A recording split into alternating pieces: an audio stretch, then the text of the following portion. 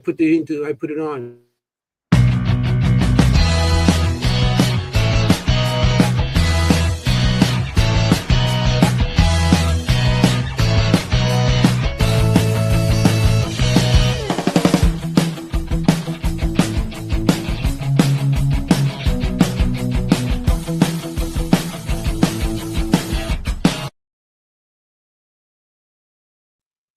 Hello, welcome. We're back. Welcome. Hey everyone. How's everybody doing? Welcome to the Seekers Chronicles Paranormal Historians, and where history meets the paranormal. And we're back to talk. I got my two hosts with me here, Anthony and Kimm. Hey. Hi, everyone. So, we'll start with Jenny. I know Jenny had a big weekend, and then we'll get to you, Kimm, with your whatever, with the moons and stars. With your whatever. With the whatever. Your history, hey, whatever. So, I love it. Jenny, I know you went to this place. Talk. I did. Again, we went back to this place. The three of us have all been here to this place. Yes. Well, I've been there multiple times. Yep. Yes. It is Anthony's favorite name, Frelinghuysen Mansion and Arboretum in Morristown, New Jersey. Had an investigation there.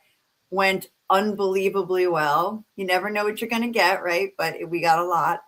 And it was really good. We were there with full ladies from Full Moon Paranormal out of New York. And Christina Westervelt was with us. And Richard Moschella. Richard. Okay. Nice. So, what was going on the third floor there? Oh, the third floor. Yes. It's a delay. Crazy. Well, I always felt like the third floor was really active. That's where the servants' quarters was. Just lots of little rooms, off of a hallway, small rooms off of a hallway. And last time we were there, it was pretty nuts. Like we played our recorder back and there was like this loud scream, like craziness.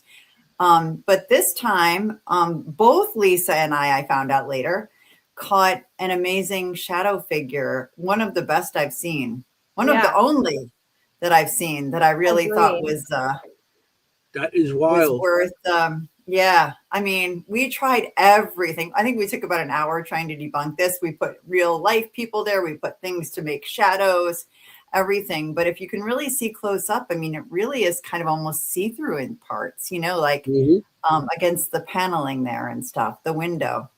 You can almost see through it. Which is wild. So if you can't see it, if anybody's looking at it, you can't see it, just to that left-hand window, there's a figure standing in front of it and into the hallway. You can see, and it's blocking the divider between the two rooms. You can see it's like you can see it comes down 2 shoulders and then the arms coming down. And then on the divider on the bottom on the right-hand side, you can see like a hand, like an arm stopping and then the body continuing, like it's an arm on the side. Yeah. It's a great catch. Yeah, and I also see what looks like wants to be a hat or an ear, but I see it kind of on both sides. But this is the area upstairs there where we've heard whistles. They've reported hearing whistles. Yep. They've reported getting touched. So the upstairs was also offices for a long time. They were the Morris County offices were housed up in this area. But I definitely would be in this area. Would be this man in this area for sure. It's an amazing photo. And right where that figure is standing, we had put a REM pod last time. I don't use REM pods really myself so much, but it was that was the only one. It just kept going off as if someone was going in and out of the room. And it does look like someone's kind of peeking out the room. The one ear that you said is an ear is actually a latch on the window. We did debunk that. Oh. But on the other side, I can kind of see it. I can see on the other side. On the other side, I can kind of see it in front of the divider. I see just a little bit of shadow coming out on the other side of the head area. But I agree. I thought it was like one of those fedora type hats. Fedora. Yes. Yeah, I thought that, but I think that's the latch. I'm pretty sure because I said hat right away, but then we realized that's why would the there little be a latch on the there? window. It's a 3-panel window? Because if you say it's a 3-panel window, that would be like the one on the right where the latch is on that bottom level. Do you see that? We went back, obviously, like we did a lot of work, so we went back and like looked at it. You guys were there, so you guys could see things that either way. You can't see. So did you see it with your eyes or just with that camera? What kind of camera is that? Yeah, both of us got it on the iPhone camera. That's an iPhone camera? Yeah, and then we took many, many pictures of that hallway, and it was the only time. Like we took several in a row. Yeah. I mean, I took stuff on iPhone cameras.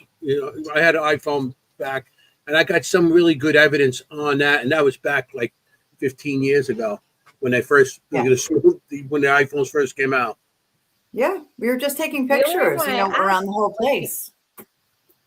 Yeah, the only reason why I asked because it looked like one of the UV cameras. You know what I mean? Like the not infrared cameras, but it looks like a full spectrum, which is pink. Yeah. Yes. Yeah. So that's why I asked if it was with that or if it was with a regular camera. So that's amazing. It was with a regular camera. I know. Yeah. We were you get that, chill when you see it. But then, of course, I was like, all right, now I want to go down there by myself, and I would be sitting up there. I would have no choice. If I want to sit up there, I'm going to have to sit up there. Just sit there and everybody would run away and I'd be stuck there by myself. Well, anyway, thanks if you want to go, there is a public investigation there that you guys that anybody is free to join. I was supposed to be here this time, but things happened. I didn't have a car to get out to Jersey, and it's not a walking distance for me. No. It's not. I can't even take a bus or nothing out there. If I had a helicopter, I could make it. I know. I was like, get a train, something. Let me pick you up. Yeah. But anyway, it's like 4 trains to get just out of the city. From my house to get into the city, and then I got trains to go. And it's like, I'd be on the train all day. Pretty cool. Well, before I forget, can you guys all say happy birthday to my daughter? Her birthday is tomorrow, and she's going to watch this. So, of course, happy birthday. Happy birthday, Alina. Happy birthday to you. Thank you. Happy birthday to you. Appreciate it. She'll be happy to hear that. So, okay. So, Kim, you got some updates. You got some cool stuff coming on. I'm talking about right now. Well, I don't know if it's really cool, but it's definitely something to keep an eye on. So not only do I keep an eye on like the planets and whatever. Anyway, there's going to be a comet coming around April 4th. That's interesting. And it's supposed to be a really, really bright and beautiful one. So that always brings omens with it, April 4th around that time. But, so sometimes like world events or like major geologic events will show up in my dreams. Don't ask. It just happens. So I would say like 2 or 3 months ago, I had a dream of a volcano erupting. It wasn't the first volcano I had a dream of recently, but it was one of them. And in the dream, I knew it was Campi Flegrei. I knew it was Campi Flegrei in Italy. And if you know anything about Campi Flegrei in Italy, it's a huge super volcano just outside of Naples. It's right by Pompeii. It's kind of in that same Vesuvius area as well. And so this area has been having some extreme activity and increasing activity since 2020. And it's been exponentially increasing. The whole ground is coming up. So where there used to be like areas to dock your boats to the town, you can't anymore. It's completely like elevated feet above the water. Wow. So this area just had a 6.0 earthquake. So exactly. So they're really watching this area and they believe that it is moving towards an eruption. They don't know when at this point, but I mean, there's millions and millions of people who live in that area. And why I thought this was interesting to bring up because, it's our Italian roots, right? My genetics come right. And I'm Napolese. So I'm from Naples. My family is from Naples. So Napolitano. And I'm from Amsterdam, Italy. Yeah. Amsterdam, Italy. I know that one. That's the other part of Sicily that nobody talks not about. Italian. Yeah.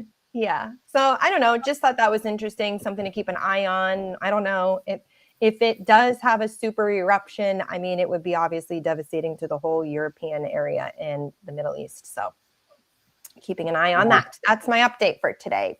Okay, update. Thank you for scaring the shit out of us now. You're welcome. That's what I'm here for. That's what I'm here thank for. You. That was cool. That's very cool to learn. Not afraid of ghosts, afraid of volcanoes. Yeah. I think we've had enough natural disasters. Ghosts are not going to, I mean, I'm not afraid of ghosts, but if a volcano happens in the middle of Queens and starts, I think yes. Yeah. We don't mess with that. I don't want to be found. I don't want to be found like thousands of years later, where somebody's digging the ground. They find me frozen and holding a cannoli. You're holding a cannoli. Drink time. Holding a cannoli. This one's got an energy drink and a cannoli in its hand. Just as a reminder, drinking game on this show, when we say the word cannoli, we all drink whatever you got. Yeah, whatever you got. Hopefully it's better than what I got. Yeah, well, I got coffee and I eat no power drinks because I've been trying to. I've been fasting 16 hours a day. I've been doing it for like 5 weeks now. Okay, but no power drinks makes me happy because, oof. Yeah, because I don't shut the hell up. I know. Because Kim and I are like, ooh. Need your head to break. So, love it. We have a guest. We have a great guest tonight. We're at 11 minutes already. We met him at what do you call it?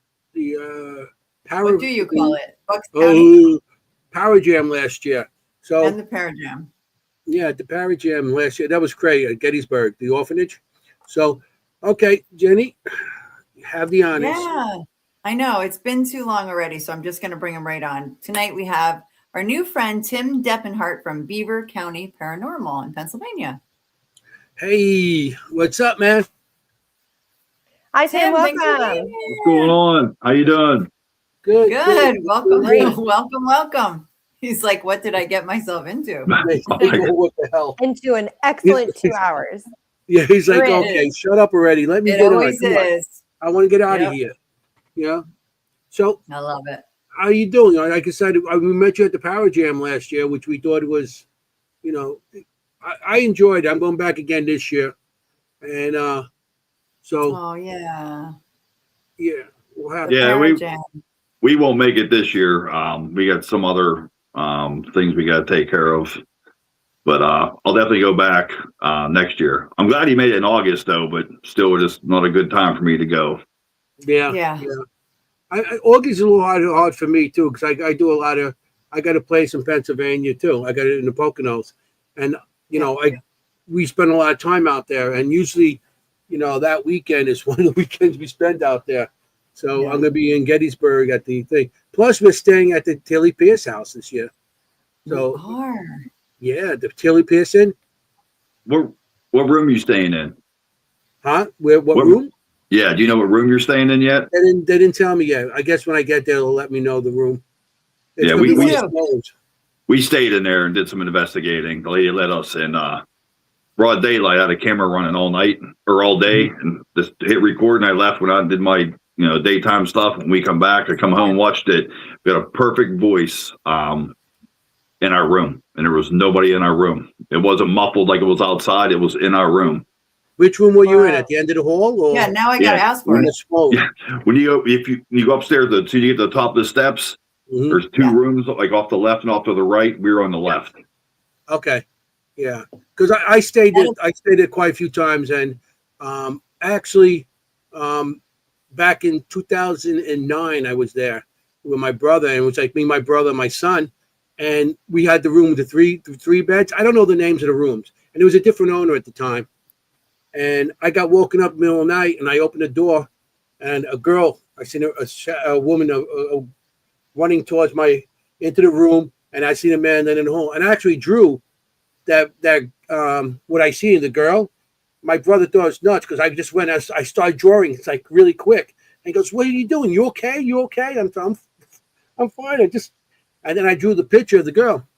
So I had a picture all those years. Last year, I entered into an art show. I got honorary mention in the art show for a picture of the Tilly Pierce girl. Sarah is the name I got too because I'm sensitive. So, yeah, nice. The name's Sarah. Top of the stairs left. That'll be for me. I'll fight you for it, Anthony. Sarah came from the room at the end of the hall where he was. Oh, she came out of that room, came down. Oh wow! I'm just kidding. They're all good. Yeah, I've been there a couple times. I love that place. Tim, was the voice a male voice or a female voice or child? Or could it was a woman. It was a woman. It was a woman's voice. Yeah, and it was like she was calling out for her. She's like, Linda. We have it on our Facebook page. We actually kept it on our Facebook page. It was the most clear thing ever. And the lady used to be there. Her name was Lydia, but it definitely says Linda. Huh. Yeah. Interesting. Now I got to go check it out because I love the voice. These guys know I love the voice. I love that. I love that place. It's one of my favorites at Gettysburg to stay. And I was there the one night. I checked in. I got there, and the woman goes, "Oh, you're the only one that's staying in house." I stayed there for 2 nights by myself. Wow. In the room over to the right up the stairs. And of course, I had stuff all over the place. And at nighttime, the doors shut and everything. I'm like, I'm here by myself. So it was crazy. I put a rosary on my doorknob because I want to sleep. It was crazy. Yeah. I like that place. So. Is it a bed and breakfast? Yeah.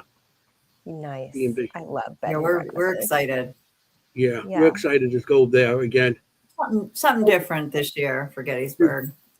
But yeah, the Parajam was great. It was really, really a lot of fun. It was a nice day.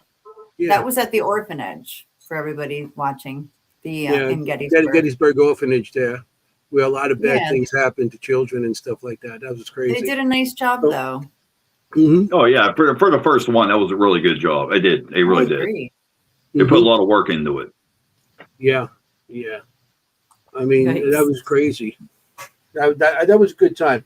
So you build equipment. First, what started you with the paranormal? Was it experience, or or you came into it later on in life, or young in life, or? When I was about 6 years old, 5, 6 years old, I lived in a little town called Millville, and it was a 5-bedroom house, brothers and sisters, and my mom. And my stepdad, this is way back, he worked for B&O Railroad, and he'd be gone for a month at a time. And I was in my mom's room sleeping on the bed, and I kept hearing it was like loud banging noise. I got scared. I called my mom. She come up the steps. She was in the living room watching TV, turns the light on. All the drawers and everything else were open. She gets okay. She closes all the drawers and everything else. She goes, go back to sleep. She goes to leave. She leaves the door cracked open, and left the hall light on. So I laid back down, and I don't know how much time longer. I start hearing it again. I yell for my mom again. She comes up, turns the light on. All the drawers were open. Oh wow! And I freaked out. Whatever. I didn't know what was going on. She picked me up, carried me. I went downstairs. I fell asleep, and then she put me in my bed.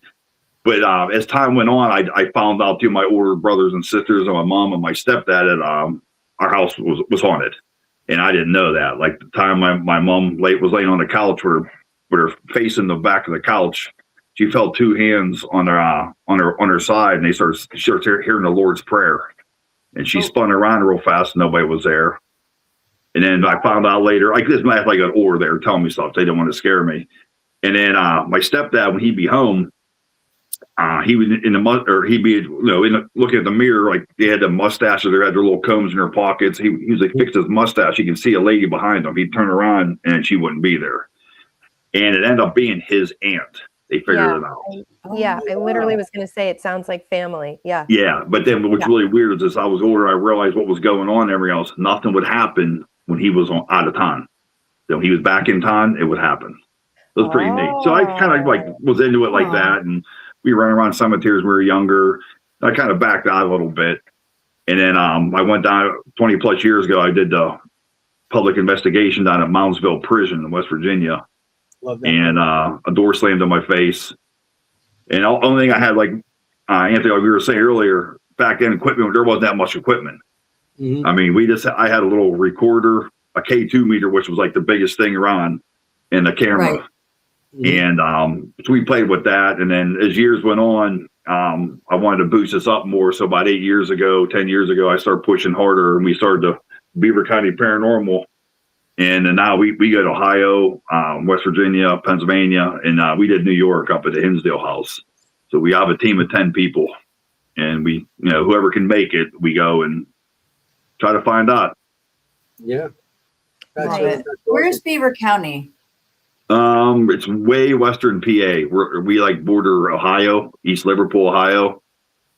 Do you do investigations in Ohio? Asking for a friend. No, actually, we do most of our investigations in Ohio. Okay. Believe it or not. There. But, Ohio is. Unfortunately, some places people are seeing the money you can make, and now Pennsylvania's open and back up. And we're getting more places, but a lot of them are in Ohio, and we have a lot of stuff. If anybody's looking for places to go in Ohio, if you go on our Facebook page, I put on there, like, I put a little skit up there. I put location. I put, what it is. Like, if we go to the Bel Air House, we go, Beale, like we're going to Beale Manor this Friday overnight. But I put on there so people can see the place we've been to see if it's good for them. They can look it up and see the prices and stuff. Yeah. Nice. Yeah. Okay. Yeah. So, I have a few questions about your growing up experiences in the house, actually. That house was in Pennsylvania as well? Yes, right outside of Pittsburgh. Yeah, nice. And the reason why I actually, as you were telling the story, I was like, oh, this does sound like family. And it was because to me, it sounded like they were looking for something in those drawers. Obviously they're opening them looking for something. And it actually made me wonder if those drawers or that drawer set, that dresser set could have been, I don't know if it was the aunt's or it was a family member's or it was on your stepdad's side, but that was really interesting. I was just like, oh, they know this and they're looking for something, or they want to show you something in there. That's kind of what came up to me there. What was it? Oh, so the other question. So you said you have siblings, right? Yes. Did any of them continue with the paranormal or get the paranormal bug? No, just me. Just you. Yeah. Do they believe? None of them believe, or they're just too scared, or they're like, what are you doing, Tim? Well, I mean, my brother, he makes fun of me all the time. He's 2 years older than me. He makes fun of me all the time. And what big brothers do. Yeah. But he's bigger than me, so I have to take it. No, but it's like my people like follow along it, like they follow and look at my videos and everything else. But like my brother, he just says, like, when you pass, you go up or down. There's no in between. I think there's like a purgatory. I actually believe that you have to do something or complete something before you go up or down. Well, I mean, nobody knows the truth. That's why we're all out here doing this. I mean, nobody's an expert. Nobody's a professional, because we're all learning. I mean, it's no matter what happens, we're learning. Yeah. Amen. Yeah. Doesn't matter how many years you're in it. You always learn something new. Yep. I know when I go out, I can learn. Doesn't matter if you're just the people getting just into it. You could get just they'll do something. You're like, that might be cool. Maybe I'll try something like that. It doesn't matter. You always learn something new. And you're always learning with this thing. And not only that, you're learning. You're across things that, in the past, like equipment and stuff that everybody uses, and all of a sudden, it's like, that doesn't really make sense. And then nobody uses it now, but you start seeing what equipment what you need, and when you go to certain locations, you find that you come to yourself, like, if you're on the woods, you bring certain equipment. If you're in somebody's house, personal, you bring some. If you're in a big location, like a historic location, like a prison or a hospital or something, you know what to bring. So you actually start learning from others, like seeing what they have. So, I mean, yeah, we're always learning. It doesn't matter how many years you're doing this. And anybody, like you said, anybody thinks they're professional in it. I don't care, even when you're on TV. It doesn't make you professional in it. Yeah. And we like our team like to team up with some people. Like we team up with Alone in the Dark Paranormal, P&L, and other Future Ghost Paranormal. We team up with all them just to learn from each other. It's like one big team. We have to we got to figure this out somehow, and we can't do it alone. You have to have help from other people, like other ideas, other ways. And so that's what I try to do. I try to team up with other people also. Love that. And on your team, Tim, do you have people from different backgrounds? They all do different stuff, but like not different backgrounds. Okay. It's all like a police officer, a teacher, you know what I mean? Like sometimes that helps, I think, having different. Well, yeah, they're all. We have somebody works in retail, somebody works at a prison. Me, I'm a police officer. We have people work at a courthouse. Everything's different. Yeah, it's a stay-home mom. we have all different people that do it. It's just trying to get everybody together at one time is pretty rough. Sure, but it's good that you have different backgrounds. I think it brings really different ways of people looking at things. Yeah. Also, in an investigation, anything you do can bring something to the investigation. Doesn't matter what you do.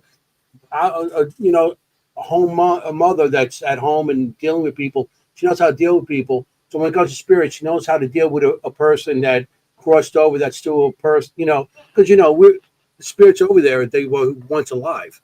So she knows how to deal with people like that. She knows how to deal with live people. That's why I always say you have to learn to live with the living before you could go and investigate the dead. You have to understand the way to investigate through the living. Yep, exactly. You have to understand people's where they are, their personalities and feelings and stuff like that. So everybody has their own little thing. It doesn't matter what you are. I noticed a lot of police officers are in this. A lot. I have a lot of friends that are police officers that are in paranormal. And I was like, every time I'm a police officer, I'm like, you're another one I know. There's a bunch of people that we know. So that's very interesting. That I don't know if it's a profession. Yeah. And also a lot of nurses I've been coming across too. Yeah. But, another thing too is what you said, Anthony, is when people, like you said, talk like living people and stuff like that, I always tell people when they come with us, try to talk to the spirits like they're still living. Show them respect and everything else, because they were people at one time. Don't go run in there saying where the F you at and where's it just show respect. That's right. And because they can do more to us than we can to them. But it's you got to show respect. That's right. Of course, of course. And you go in with respect and you show them respect. And I find out that when you go in with a positive attitude and you're talking to them, we get more evidence that way. You get real evidence, not something screaming for like 5 minutes and then there's nothing for the rest of the night. You'll get I always find out that we get more evidence, EVPs, something on a camera maybe moving, or still picture, because I've been telling everybody too, I don't consider myself as a paranormal investigator. I'm a supernatural spectator, because spirits give you what they want. It doesn't matter. You could be everybody out there saying, "Oh, they come to me." Yeah, they come to you, but they only give you what they want you to know, or what they want to share with you. They're not going to do nothing else. So we're spectators in this. It's like a spectator sport. We're sitting back and just receiving what they want to give us. So we're spectators in this field now. That's it took me this long to realize that. Just spectators. So. Yeah, it's like the witness state. Yeah, we're in their world. When we go into their world, witnessing and recording. Honestly, it is kind of like a police officer, right? You said you record events. You're trying to be a non-biased person and witnessing and recording what's going on. That's interesting. I hadn't put those two together. Yeah. And I tell a lot of people too, it's my little motto is paranormal investigating is like fishing. Sometimes you catch a lot, sometimes you catch nothing. That's exactly what I say too. I love that analogy. I've heard that. I love it. Yeah, we'll go to places like and for hours and absolutely nothing happens. You're like, oh my gosh, I'm falling. It's like, throw me down the steps, do something, please, because I want to get some action. But once it starts up, it's a lot of fun. Yeah. And you're right with that. I always said that with paranormal investigating, it's you sit there for hours and hours. People think that on YouTube on the YouTube channels and on TV, they show, oh look, they got something, but they're there 3-4 days. Yeah. Just to get that little piece of evidence. They're there 3-4 days. So it's not as fast as everybody thinks. And, some people won't get into it if they know they got to sit there. They think they're going to walk in with their K2. Hey, look, it's lit. It doesn't mean there's a spirit there. It's something else going on. So, yeah. It's not everybody wants evidence right away. Yeah. Tim, I have a question for you, Tim, because we've had Ohio should be on our bingo card. We were joking about the bingo card. We should explain that to Tim really quick. Oh, sure. So there's like some things on our show, and we've had people from all over the country on our show. And there's just some things that always come up. And Ohio is one of the states that always comes up with severely haunted really active, borderline dangerous locations almost. So I don't know if you have any insights onto this, having directly investigated a lot of Ohio locations, or if you've experienced that as well compared to PA. We have gotten more. Well, in PA, Gettysburg, we always get something. That place is extremely, extremely active. Paranormal. Yeah, Ohio is very active. I don't know why. But I don't understand. I mean, I have never seen anything or felt anything demonic or bad. And I've done lots and lots of investigations. So I go find wood to knock on. But we have had teammates they got sick. One followed one of our guys home. He resaged himself, and he's okay now. A funny story of the Wandle Museum in Ohio. My girlfriend. We were like 8 of us there, and we're on this big room, and we're sitting there, and she always wears a hoodie. It don't matter. We go to Outer Banks. She'll take her hoodie with her. She's always cold. Well, we're up in this room, and everybody leaves me. So I'm all by myself in this room, and I'm like sitting there talking. I hear footsteps. I'm like, oh, so I turn around, but then I see a flashlight coming, and it was my girlfriend. And I'm like, Jules, I said, what's up? She's like, nothing. Like, real ignorant. I'm like, oh, you okay? She's like, I'm fine. Like, real crappy with me. I'm like, what'd I do? I went by myself. So she gets down the steps. I'm like, something's not right with her. So I get on the steps, and I'm looking for her. I can't find her. Well, I see under the door of the women's room, the light's on. So I knew she was in there. So I go out and change my batteries on my camera, and she comes out, and she's pure white and sweating real bad. She's like, I almost passed out. I said, what happened to you? I got really sick, and I started seeing black spots. I said, well, come outside. So we went outside. She got some air, and then she felt fine. So later on the night, we go back up there, and we go up in this room. And it's like a poker room. The Wandle Museum, I'm sorry, I should tell you, is an old train station that when the trains would come down the tracks, they would stop. The conductors would get off. Fresh guys would get on and continue on with the ride. And that's where they hung out. They had like a bowling alley, a diner there. All the guys that drank and smoked cigars and did all kinds of just guy stuff there until they got to come back. Well, we go up in the poker room. And I go walking in, there's a poker table, some chips, and people throw like some change out on there for them and try to communicate with them. Well, my girlfriend was walking in. As soon as she walked in, she grabs my arm and says, I'm going to pass out again. This is the same room. So I said, go out in the hallway. So she goes out in the hallway. And I said, how do you feel now? She's like, I feel fine. I said, well, come on back in. So she goes back in. She's like, I'm not feeling good again. I was like, just go outside. So something was making her sick in there. Well, then the other girl, this girl Pam, she was with us. She's like, I'm starting to get really sick now too. Yeah. So she goes out in the hallway. Only women. Yeah. Yeah. Well, we didn't know that. And me and Lou were, and I'm like, Lou, how do you feel? He's like, I feel fine. I said, yeah, me too. Well, the end of the night, we get downstairs, and they have a security guy there because it's actually an active. They still use it as a museum and stuff. And somebody has to be in there, but he sits downstairs, and if we have any questions, so I get out and I ask him, does anybody ever get sick?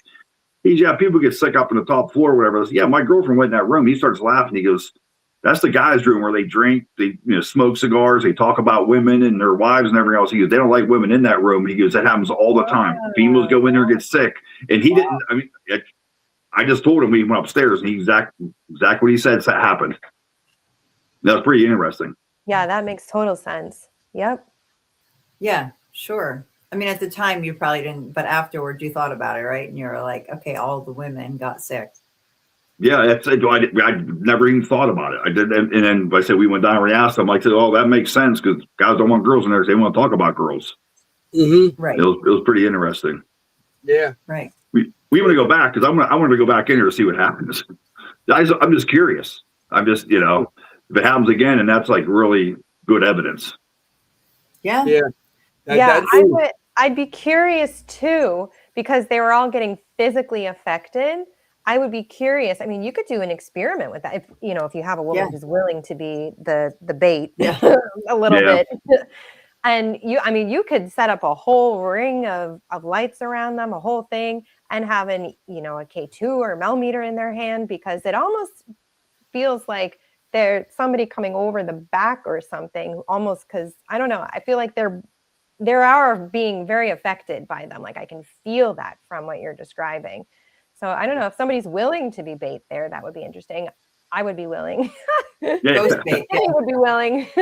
Yeah, we're definitely going to go back there this year. We're going to try that. Yeah. We'll get Kim. We'll head out to Ohio. And we'll give you Kim for the day. Yeah. Kim's the ghost bait. I have been to Ohio. I've been to Ohio twice. I've been to Columbus and I've been to Findlay, the college, Findlay, wherever that is. I'm not quite sure where it is. But yeah, I have been to Ohio. It was very flat. A lot of corn. Yeah. Yeah. Yeah. Yeah. But we do talk about Ohio being particularly haunted, and we had different theories about it. And we have a friend, Al, who lives in Ohio, who has experienced so many hauntings there. And we were talking about it with him, thinking, is it like a Native American thing? Is it like a land-based thing? Or is it just that Ohio happens to have a lot of haunted locations? Who knows? Mm.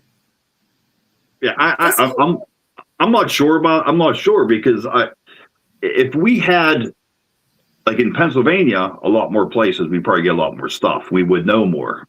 I just think Ohio's just more open to it. That's why everybody goes there because we get a lot of stuff. But I know like the Bel Air house and the Ross house, which are two good places, in Bel Air, Ohio, they have they had a major flood there and people passed away, and they had the mines collapsed, whatever else, and killed a bunch of miners. So they have a lot of stuff there. And then I think Cindy, the owner of the Ross house, I think she said there's an Indian burial ground too down there. It's a big mound down that way. So there's a lot of stuff down in that area. I don't know if it's everywhere in Ohio, but I know in that area it's really a lot of stuff like that. Right. And you make a good point. Like as a scientist, I love that explanation. It just happens to be that there are more places open, to the paranormal. I mean, great answer, Yeah.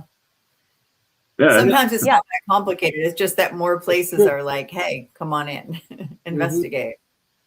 I know in the city over here in Manhattan and Queens and all that, nobody's really open to it unless you got a TV show, and then they'll let you come in. I mean, but we got so much stuff. I mean,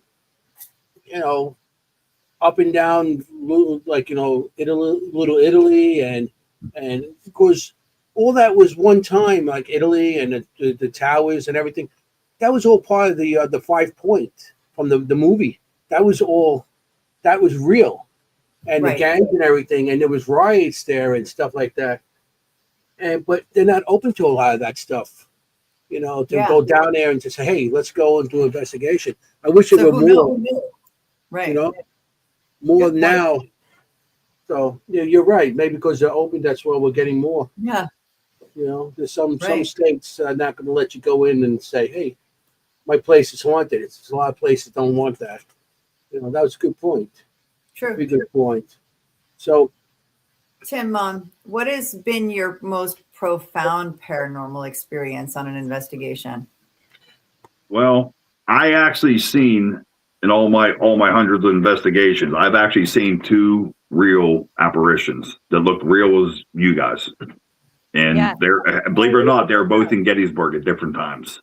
Wow. Oh, interesting. Okay, can you tell us about them, or would you be willing to tell us about them? Oh yeah. I tell a story because it was amazing. Years ago, we were in the Jenny Wade house. You guys know Jenny Wade house? Of course. She was the only one. Well, we went there and we have our shirts on, stuff like that. And I talked to the tour guides. I've done that tour probably 20 sometimes. And I just go in just because I like it and I like to take my machines. And I asked them, I said, listen, he had a couple other families with us. And I said, do you mind if we stay back a little bit just to play around a little bit and everything else? The guy was like, yeah, I don't care. Cause they kind of like not know us here, but they kind of know us, if that makes sense. Right. And he said, but when the next group comes, just stay ahead of them. Don't interfere with them, which I respect that. Well, we went up the steps from where the room she was shot in. We went up the steps into that little room right there, and we stopped. And the rest of the group went forward. They went through the wall, and they're on the other side over there. And we're in that little room talking. And I looked on, and right next to my buddy Steve, I see this little kid. He like looks up at me. He's looking at me, and I'm like, "Hey!" And he put his hand up, and he ran like around them. They could get around them. And I was like, "Hey, what are you doing?" You know, because I'm like, we're trying to do something here. Go back with your family, you know? Right. And Steve and Abe, they're all like, who are you talking to? Like, there's a freaking kid right there. I mean, it was crazy. We took pictures and I got nothing. But on the side of the chain, it was swinging really, really, really hard. It wasn't from like, we didn't bump it or nothing like that. It was swinging really hard. So we got to the end of the tour and I asked that guy, I said, something really weird just happened. I said, how many spirits do you think are in this building? He said, there are some people say 5, some people say 6. He goes, but the most popular one, this little boy, he runs in between all the people as we're sitting there. And I'm like, time out a minute. I said, hold on. I said, is he wearing, is this how real it was? I said, is he wearing dirty wool pants? He had a white long sleeve shirt on, the collar hung down real low, and then he had a long sleeve on it, and the collar hung real low. So he put his hand up to go around them. I saw it dangling down. And they say a bowl cut. He had a haircut going straight right around his head. And he started laughing. He goes, you saw him. You know what I mean? He goes, very few people have seen him. You actually seen him. He goes, he likes to run around with people. And he goes, he grabs that chain. He swings on the chain. And that's what gave us the bigger chills. We're like, we all saw that chain swinging hard and none of us touched it. Wow. So that was the most craziest thing I've ever seen. And I'll tell, like, I'm getting goosebumps still right now. Yeah, my hair sticks up because it was, that's amazing. I mean, it was only like 2 or 3 seconds, but I'm just like looking, I'm like, hey, go with your family. He looks at me, put his hand up, like he pushed to go, like try to run around, like hide behind my buddy, but he disappeared. I've seen that chain swing also. I've been to Jenny Wade house quite a few times, and I seen that chain swing. And doing an investigation up there, I had a camera, and back then, because I'm talking about 2008, 2009, something like that. And back then we just had the cameras, the digital cameras. They're just coming out, and a lot of them were film and stuff. But I had one of the cameras hanging from my wrist, just dangling, and I was taking pictures with another camera. I went to take a picture of the other camera, and the camera on my wrist went off by itself.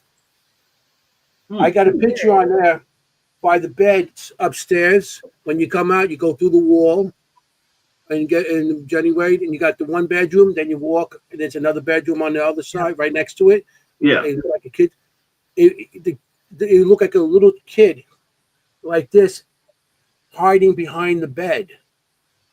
And he was like, just like this. But the camera went off by itself. And that was crazy. Yeah. That child's been there. Because Jenny Wade's known to feed those kids for the orphanage. And they always come over to get food from her. Yeah, they always came down. Yes. I think she made them bread and stuff like that so they could eat. Yeah. She took care of a lot of the kids there. So that's why you always see kids living, in that area. Gosh, so and that would make sense, Tim. I mean, you saw it so clearly. I mean, that would make sense with the orphanage kids, or because that shirt sounds like it was too big for him. Like it was like a hand-me-down or somebody else's shirt that he was wearing. That's incredible. Yeah, and as I said, it looked, I actually thought it was a real kid with the family in front of us just walking around. I was about to say, hey, go with your family. That's how real it looked. Yeah. I've told this story before, but I know exactly what you're talking about when the apparition looks so real that you literally think you don't even question it. It's just Yep. so real in front of you that it doesn't even make sense that it wouldn't be a person. So I know what you're talking about. And that's not the case all the time. I mean, sometimes it's just a half a person or just a head or a hand or something like that. But yeah, when they show up like that and that full apparition where you're just like, it's a person. That's it. Right. You don't even question it. Yep. I think that's a thing that people think that all apparitions are like these see-through things, right? Like are these, like on TV, like on movies, right? Mm-hmm. Like Ghostbusters ghost, or whatever. Or they're all like the white woman or the shadow. Yeah, exactly. Yeah. And they're not all like that. Yeah. Mm-hmm. And Tim, the only time I think I've ever seen one is exactly like that. And what happens is they do something that's like, in my case, if he got into an elevator, I turned around and no one was in the elevator. Like, and there was nowhere to go, kind of thing. But it was a person, awesome. A solid person. Yeah. Walked past me, said hello, got in the elevator, and like nowhere to go, turn around, he's gone. And I so I get it. Like, I mean, I think a lot of people think it has to be this transparent, like spooky, like you said, white lady, right? But it makes you wonder, right? But I do think that tends to be brief when they're that solid. Like, I don't think that boy was probably there for 10 minutes. You know what I mean? No, it was like maybe 2-3 seconds. I don't know. That's just my theory, but I think they tend to be brief encounters when they're that solid. Like, you're not going to be hanging out in a room with one of them for an hour, kind of thing. Yeah. No, you're right. Yeah, as I said, I've seen shadow figures, and you only see them for a couple seconds at a time too. Yeah. Stuff like that, but that one, this little boy. I mean, I named him Joey because I don't know. It's like that name. I always say I'm gonna go back and see if I can find little Joey. But I love it. Never seen him or heard him since. That's awesome. So, what was your second apparition? Yeah. Satch Bridge. You ever heard of Satch Bridge down in Gettysburg? Yes. Yeah. We were driving down from the backside. Me and my daughter. I was coming down the truck, and I was coming up to where the bridge is on the left. There's a little parking spot off on the right, the dirt road. Mm-hmm. And it was like 1:00 in the morning, and I'm going down, and we see a guy walking from the parking lot, just walking. And I'm like, oh man, other people are here. Because sometimes you get on there, and it's like busy as can be. You really can't do anything. Mm-hmm. And it was a weekday too, which we're thinking nobody's going to be here. I see a guy walking. So as I'm pulling in my truck, he like walked past my truck, and I look, I'm like, there's no car here. So I looked in my mirrors, and he was gone. So I grabbed my spotlight out of my truck and jumped out of my truck, ran all the way across. I mean, unless that guy was Usain Bolt, I mean, I ran as fast as I could across her, looking everywhere, and he completely disappeared. Wow. And what caught our attention was, I said it was dark. My daughter says it was, he was wearing all gray, which is Confederate. The weird thing is when he's walking across and we're coming this way, the first thing if you're crossing the street and headlights hit you, the first thing you do is you look up and see what's coming. He kept his head down the whole time, just walked. Didn't look at us at all. Wow. Yeah. That is crazy. I wasn't aware of you at all. Something like that at Sachs Bridge also. I was on the other side of the bridge, and it was one night, and there was a lot of people on the bridge. And I'm standing on the other side with my video camera, and I'm just panning around. And this guy comes walking behind me, fully dressed in a gray. He was dressed in gray. So I thought it was a reenactment type of guy. And he walked by because I could hear the heels coming towards me. And he had no lights or nothing. He came out of the dark. He walked across the bridge. And you can hear that his heels go click, click on the bridge. Oh, wow. And I'm videotaping over here. But I'm looking, I just turned this way, and he was gone. It was like he walked right by me. And he was dressed in gray too. That is crazy. Yeah. You experience the same things I experienced in the same locations. That might be something residual. He just might keep walking back and forth like a residual type thing. Yeah, because that's where the Confederates came in. They came in. That's one of the first locations. They came in across that bridge. Yep. That's correct. Yeah. Oh, that's good point, crazy. Anthony. Wow. I mean, I wonder if it was the same time. By just thinking about the same thing that you and I interact the same things pretty much. Especially at Gettysburg. I've been there quite a few times. Was it? I wonder if it was at the same time. Do you remember, Tim, what time this was when you experienced it? What time of day? Yeah. It was about 1 a.m. They actually have cameras on each end. I don't know if you guys noticed them cameras up there. And I went to the park rangers. They said it's not theirs. So I went to the local police. They said it's not theirs. It's the county. I went to the county. They said it's not theirs. It's the state police. I just gave up because I wanted to see, like, can you please look at this to see me pull in to see what happened? But I couldn't get it. I really liked those seeing it though. Yeah. And, Anthony, remember 1 o'clock in the morning. Yes. It was 1 o'clock in the morning when you went to, Anthony? I'm getting chills right now just thinking about it. I would imagine it's the same. But mine was on a weekend with a lot of people on the bridge, and he still came and he walked. And like I said, he got to the middle of the bridge, and I'm like, my son was with me. I said, Jesse, did you see? He goes, what? And my brother was on the other side of the bridge, and they didn't see anything. He didn't see anything. So the thing got to like the middle, and I didn't see him no more. That's incredible. Crazy. Wow. All right. Gettysburg is like the one place where that's not surprising, right? Like to just look out and see, a full-on figure. But the same thing. That's great. That's crazy. Yeah. No, I'm sorry for interrupting you. It's like those are amazing stories. Those two. I don't get chilled off. Also, I'm a little weirded out that nobody's owning the cameras. Yeah. Yeah. Like nobody's owning cameras that are on the bridge. Like the Department of Transportation or something, or Parks Department. Yeah, so I drove all over the county trying to talk to people, but I was getting nowhere. And I'm sure they probably I thought maybe one of them did have access to that and they didn't want to do it because then I'll make a big stink about it. Then I'll have a lot more problems than people down there. Yeah, that's what I think. Or maybe because everyone knows it's wanted down there. Privately, who knows? Yeah, I mean, it's Gettysburg. They all have to know it's haunted. Yeah.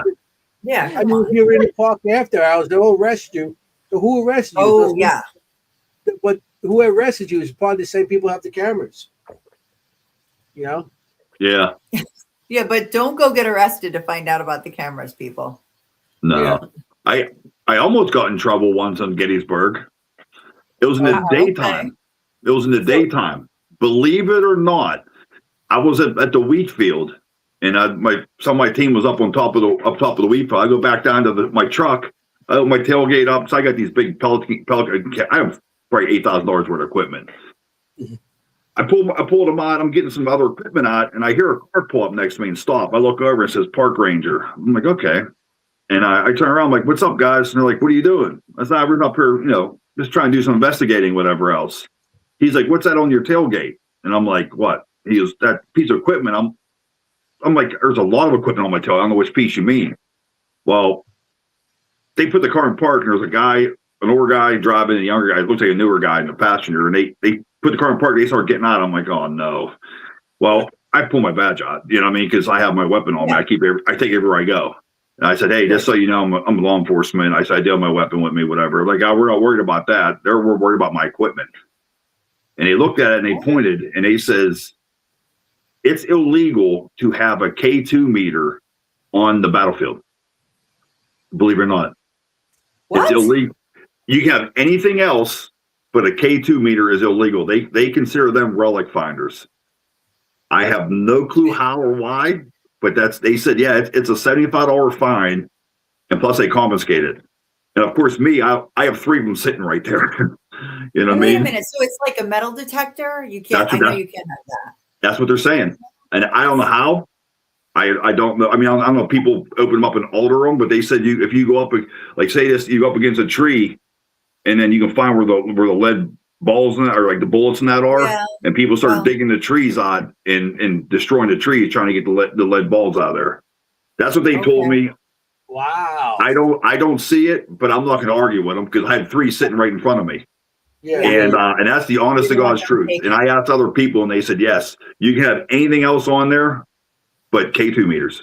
I never knew that because I thought K2s on there a couple times. Oh, yeah. Yeah, I used to go to Devil's Den and walk around with one, but not now. But my question is, if it's a K2 meter, I have Mel meters too, which is a advanced K2 meter. Is that? Yeah. I mean, but I'm not going to argue. No.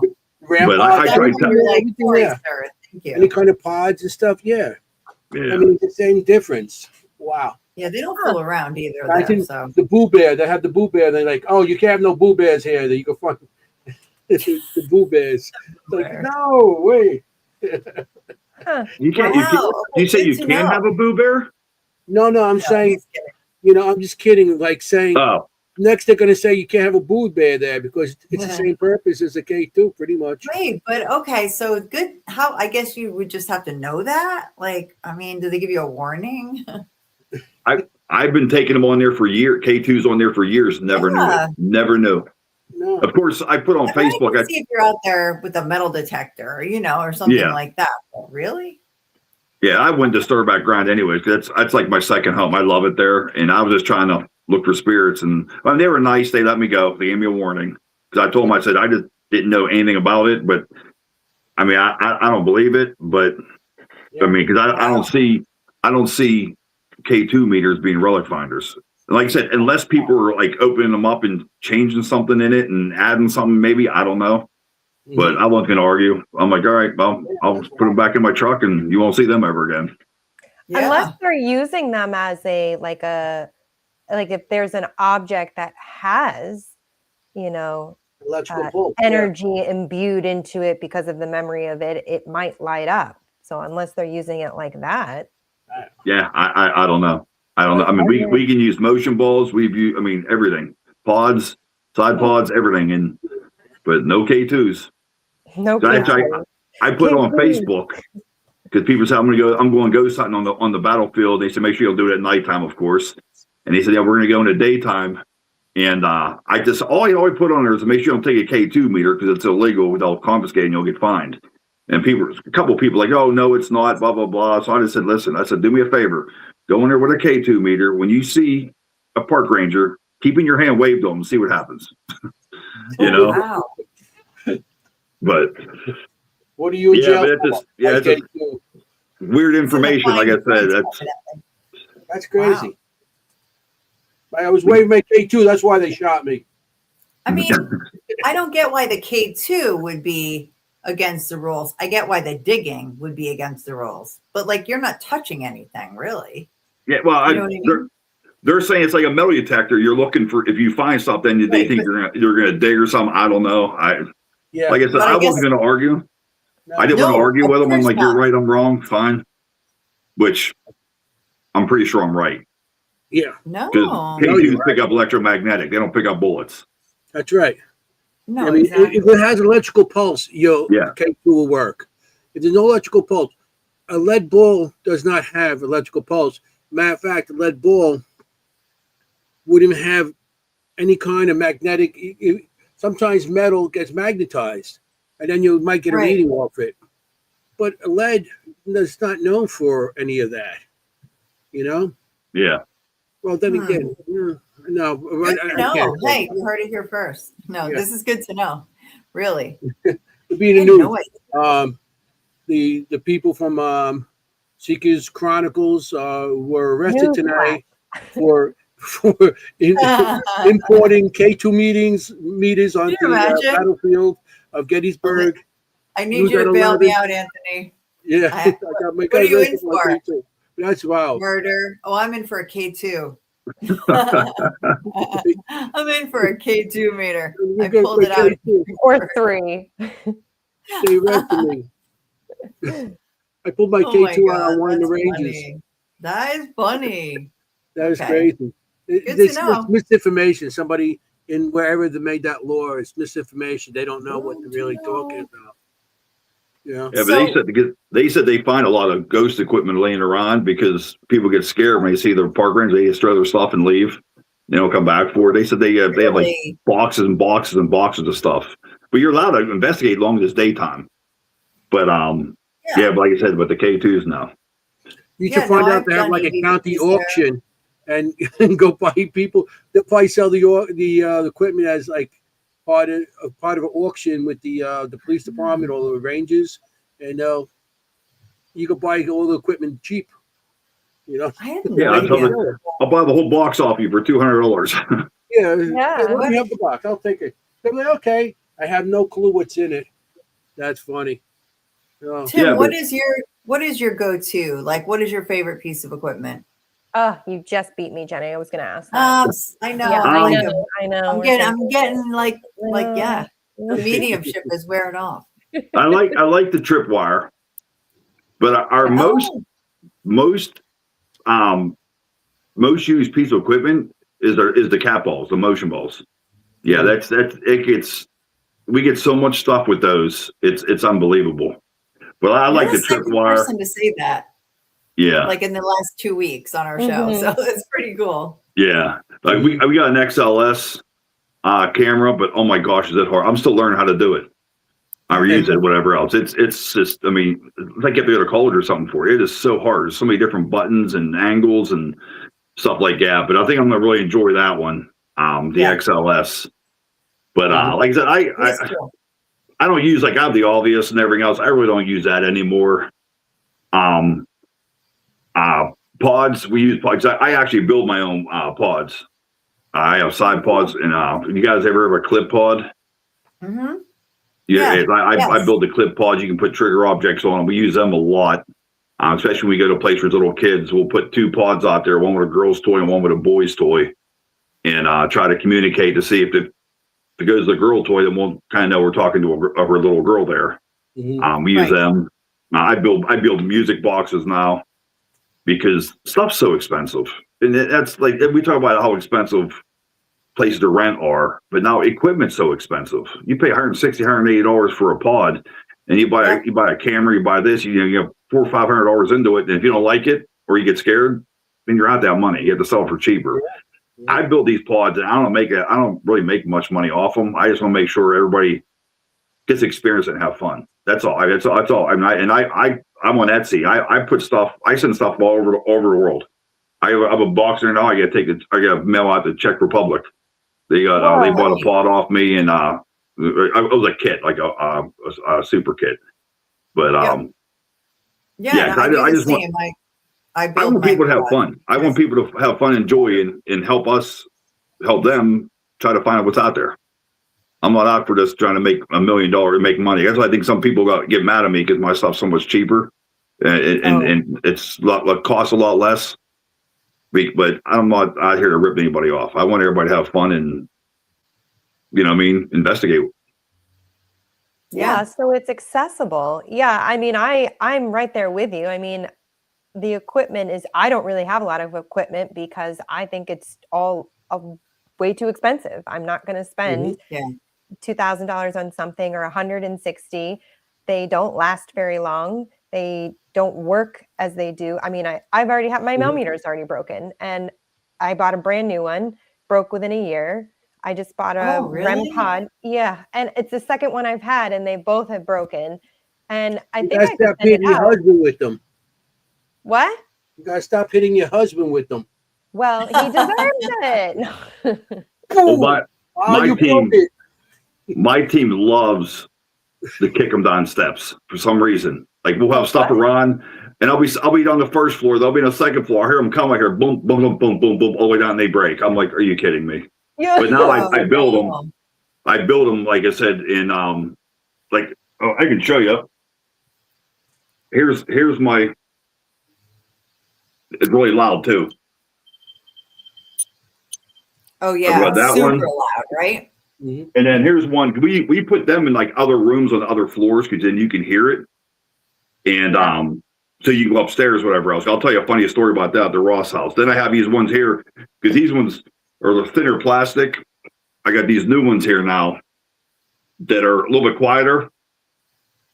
That we use in the same room or the room next to us. Yeah. Of course, you see the colors, red and blue. Wonder why that. Yeah. But nice. Yeah. So, and it's a lot cheaper. And I used to say the R-Pod. We're not allowed to say the word anymore because the person, somebody trademarked that name, REM-Pod. Right. And we're not allowed to use that no more. And they sent me a letter and everything else and emailed me saying cease and desist me saying that on my Etsy and everything else and on my videos because they'll sue me. Because that guy sells them for $180 and I think he's mad because I sell like these the box here ones. I only sell for $50. Like I don't make a ton off it, you know. Mm-hmm.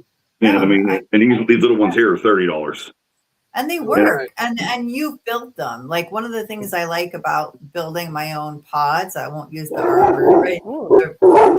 Sorry. Hold on. Sorry. I like that. I like that I know that I built it, so I know when it's going off. Like I know that it's working. You know what I mean? Like I think when you build your own equipment, you trust it a little bit more too. You know, I found myself, other people's equipment, I found myself going, I don't know. Is that the battery? Is that this? Is it that? You know, but when you build it yourself, you know that equipment. So you know when it's working correctly. That's what I think. Yeah. Well, Jenny built one. I was at the Ross house the one time, and we put one of the loud ones, I call them minis, little mini pods, in the basement. And I'm upstairs, we're getting stuff ready. Well, kept going off. Every time I went down the steps, it would stop. I'd sit there, try to talk for like 5 minutes, nothing. So I go back upstairs, it would go off again. Then I'd go back downstairs. I mean, it did it like 5 or 6 times. I'm like, listen, I'm too old to be climbing up and down these steps all the time. You know what I mean? Talk to me now, please, before I pass out. Getting a kick out of watching you. Yeah, that's what I said. They love the tease. They love. Here he comes again. Let's do it downstairs. He's going down. Let's do it. Each time I'm getting slower and slower because I'm getting tired. Yeah, it's like. Now, what's the Ross house? The Ross house is in Bel Air, Ohio. It's Cindy, a lady named Cindy. She owns it. She's all over Facebook, and she has a site for whatever else. Very, very reasonable price. It's a very active place. It's one of them places that it'll be active for a while, then they'll quit for like an hour or two, and it'll be active again. And she lets you rent out from like 5 p.m. till like 8 the next morning. There's beds there. You can sleep. It's very clean. There's a kitchen. And then her I think it's her brother owns next to it 14,000 square feet of an antique store. And they go to old houses like auctions. So I'm not gonna guarantee, but I'm pretty sure that when they buy this old furniture and bring it over from the auction, there's some attached to it because her place is super active. That's cool. Can you sleep over at that place? Like you said, it's fairly cheap. Do you sleep at that place, or you just do investigations and then you have to leave? You can stay there. Yeah, you can stay overnight. I mean, like what we usually do is it's like an hour and a half from my house. What we usually do is we'll get there at 5 o'clock, and I set cameras up. Then we always order pizza, whatever else. Then we start investigating. We investigate till like 5, 6 in the morning. Mm-hmm. Then I'll get like a little 2-hour nap, and then we clean up and we go home. Mm-hmm. And then like other places, we do a lot of places. Like Beale this week coming up here, it goes from like 8 p.m. These are very reasonable too. It's up near Sandusky, right past Sandusky, Ohio. Very active place. Saw 7-foot shadow figure staring at us, and I actually watched them stand in the doorway. I was like freaking out. I'm like, God, look. And I looked. 2 other people looked. They saw him stand there, and they're like, oh my gosh. And all of a sudden, just disappeared. Just faded away. Pretty cool. I mean, was it peeking? We could stay at because we drive it was in the whole doorway. It was in the whole door. Oh, I'm sorry, Anthony. Who's the doorway? What's with the doorway? Anyway, sorry. The reason I'm asking is because if we come out to Ohio, it's a little distance to ride for us. We need a place to stay overnight, and for sure, staying at hotels get expensive after a while. That's why we like to stay at locations. So that's what I was asking. If you have any places over there that you can stay overnight, like a B&B that has its haunted B&B, we would love to get out there. Yeah. Yeah. I mean, like I said, like northwest is Beale Manor. You can stay there. Ross House. And actually what's funny is the Bel Air house is like a block away from the Ross House. They're 2 like active places. They say there's a demon in the Bel Air house. I've never experienced that. I heard about that. It's very active, but I've never experienced anything bad.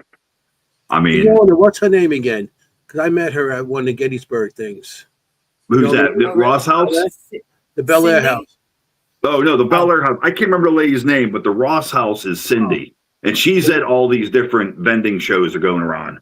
Because she puts up, she promotes her place. All right. Nice. I guess you'll be at Gettysburg and all those other places. Yeah. I got to look for Yeah, it. we've been saying we got to do an Ohio run. Ohio's starting to sound very interesting. Like I said, Yeah. we have a lot of people pointing fingers towards Ohio as being one of the active places. And, I think we should try to get out there and do something with the Chronicles. Seeker's trip. Trip. Come on, Kim. Seeker's trip. Kim. Ohio. Yeah. Well, if you guys ever want to go to Ohio, you find a place or want to meet, I'll get a couple of my team members if you want to do a joint one. Yeah, of course. So we can, because like I said, we're all about collaborating. Yeah, we're all about learning off each other. We love it too. We love to collaborate. We always we have Seekers Chronicles events, and we try to pick and choose from different teams. Like trying to get us all together. Yeah, just like you said. We collaborate with all the time. Matter of fact, the three of us well, Jenny's on my team now. Well, Kim is too. You're on the teams, but we always work with other teams. Mm-hmm. I'm in Queens. I started working with them. They were different teams. Now we became a team, and then we actually work with so many different people because, like you said, well, you got a big team. Our teams weren't as big. You have people on, people off. We always have. And it always seems like sometimes there's always an issue with people on the teams. So what we did was we just collaborated with other teams. So we could do these big venues. Like we were talking before, a lot of these places are too expensive now to go in. So we get a bunch of people from different teams and we all get together. And now we could afford a big location. Like Trans-Allegheny. We went there a couple of times. We've been invited down there by teams from North Carolina, Florida, and we go together with everybody, So, yes, we'd love to collaborate with you guys in Ohio. Definitely. Yeah. There's a lot over there. Yeah. There is. So we got to do something. Even by it's far, but not too far. There's a lot of stuff going on over there, too. In West Virginia and all that stuff. You've done Hillview Manor? Yes, we've done it a few times. And like I always put still cameras up and just let them go, and you'll hear I actually have video on our Facebook page. You can hear footsteps running up and down the hall. I have one that sounds like someone's pushing like an old rusty gurney, like the wheels like squeaking as it was going by, and there's nobody there because you can see there's like no one there. Different stuff like that. It's all fun until a bat appears, then I'm done because I don't do bats. A bat, yeah. I love bats. No. Jenny has a story about a bat in Trans-Allegheny. Tell your story about the bat, Jenny. Every time someone says bat, he's going to tell this story. On my way into Trans-Allegheny, I got a bat stuck in my hoodie.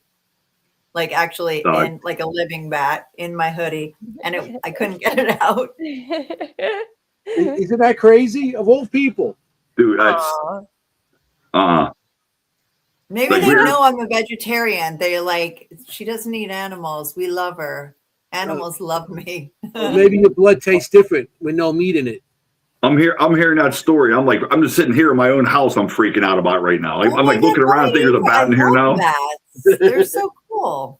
I like bats. They're flying rats. It did scratch me, but it was just trying to get out. The flying rats.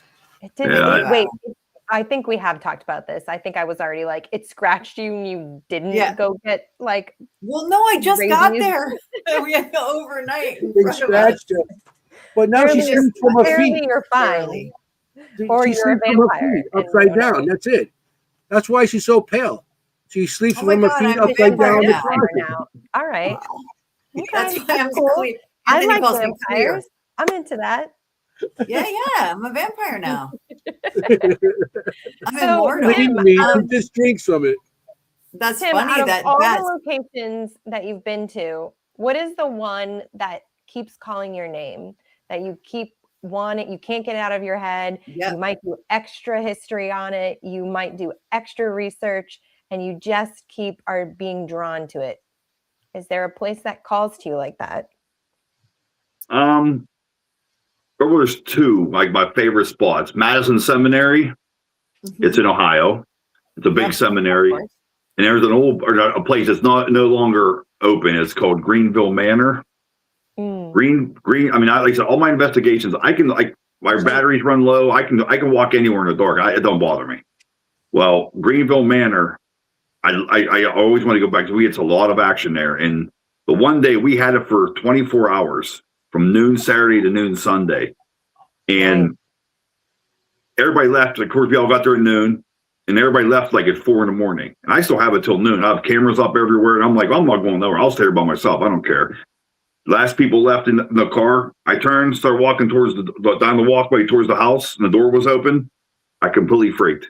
It was 4:30 a.m. I could not go inside. I don't know why. I was petrified. Wow. And what I did was I went to my truck, grabbed a bottle of water, my chair, and a cigar. I sat outside and watched the sun come up, from 4:30 to 6. I didn't go, when the sun was up, I walked in, I was okay.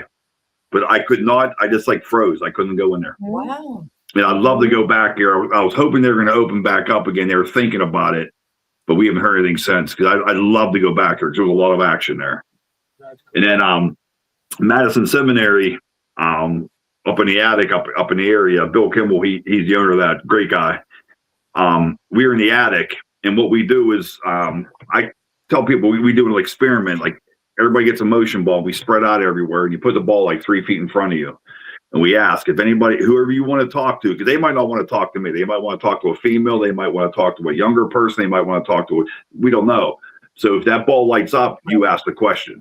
So, because that means they want to talk to you, or that person. Well, it looked like a disco. They were all going off. And we were all just sitting there like, oh my gosh. So we're sitting there going off. All of a sudden, boom, it just quit. Well, the one behind me kept going off. And it kept going and going and going. We heard some kind of noise. So we decided to do the Estes method back there. Yeah. I went back there and we put the tripwire in a big circle around me. And I sat in the circle. And I started with the Estes method, and the rest of my team is 20 feet away from me. And I'm sitting there, and all I hear is all the noise going. I'm throwing a couple of words out, whatever else. Next thing you know, I feel this thumping on the floor in front of me. Then it went to my left, then it went to my right, and it's in front of me again. I'm like, there's something all around me. There's something around me, guys. And then it felt on my back, behind me on the thumping noise. And then next thing you know, I feel pressure on my back. And I'm freaking out. I'm like, oh my gosh. I said, I feel pressure on my back. I feel pressure on my back. And next thing you know, a loud bang hits. I jumped, ripped my headphones off. I'm crawling across the floor. I'm like, what? I thought they threw something at me to tease me. And they're like, what are you? I scared them. They screamed. You know what I mean? Because they're like, what are you doing? I said, why did you throw that? I'm like, I didn't throw nothing. Well, what was weird was when I felt that thumping around me, my girlfriend, she said, listen, she goes, why don't you climb on his back? He'll give you a piggyback. And next thing you know, not 5 seconds later, I'm like, there's something on my back, it climbed on my back.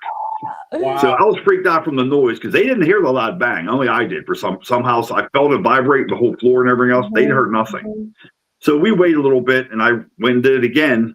And then I'm sitting there. Next thing you know, I felt thumping all around me. And I'm like, it's all around me, guys. I said, I don't know what's going on. I heard no words. You know what I mean? And it's all around me and everything else. Then I started hearing these little short words, like half words. And then it quit. Everything just quit. There was no words on the Estes. There was no thumping around me and everything else. So my buddy shines a flashlight at me. I took it off and said, hey, we're done. He's like, yeah, we're done. You're not going to believe what happened. Well, while they were doing that, there was all the thumping around me. My girlfriend again said, listen, all the little kids around here, play Ring Around a Rosie around him. And that's what we think all the thumping was going around. Wow. And then everything quit. And I don't know why until Steve got work on our team.